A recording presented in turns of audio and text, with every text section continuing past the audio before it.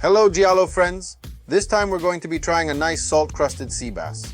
Today, I'm going to be showing you a millennia-old cooking method that uses a great little trick to get lovely tender fish.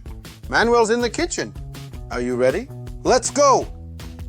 Now it's time to clean the sea bass. My good friend the fishmonger has kindly already gutted the fish for me, so all I have to do is scale it using the back of a knife under running water. Look at that, now it's nice and ready. Sea bass is delicious baked in foil or grilled.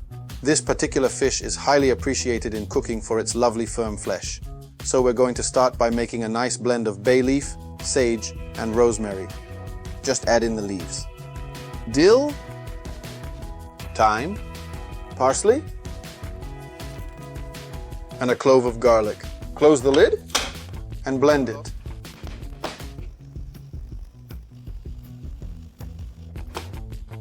Just smell that. Lovely. I put everything in a bowl. I'm using a mixer just for convenience, but if you want to chop it with a knife, go ahead. That's fine. Now we're going to add an aroma I think no fish dish should be without.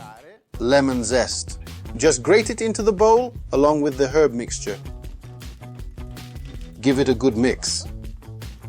Now we're going to take the sea bass and we're going to stuff it with a tablespoonful of this blend of herbs.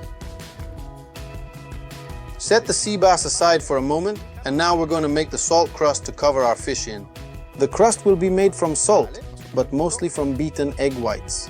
That might seem a bit strange. It did to me at first too, but this way the fish stays nice and moist, and we don't need to use as much salt. Whisk the egg whites with the mixer until they have nice stiff peaks.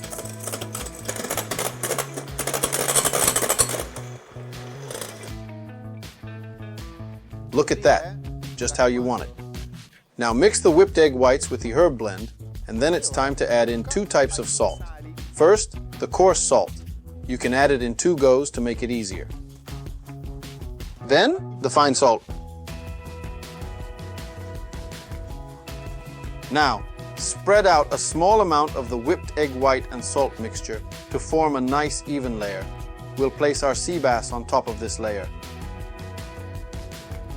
There.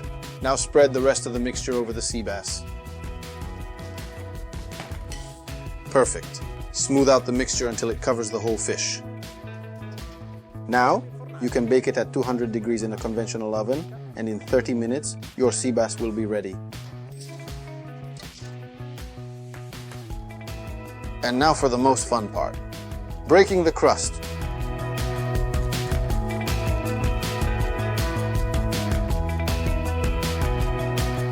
Friends, the sea bass is now super tender, succulent, and ready to serve.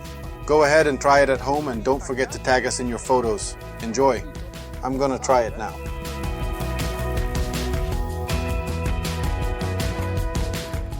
It's so tender. Fantastic. That's great. You have to try it.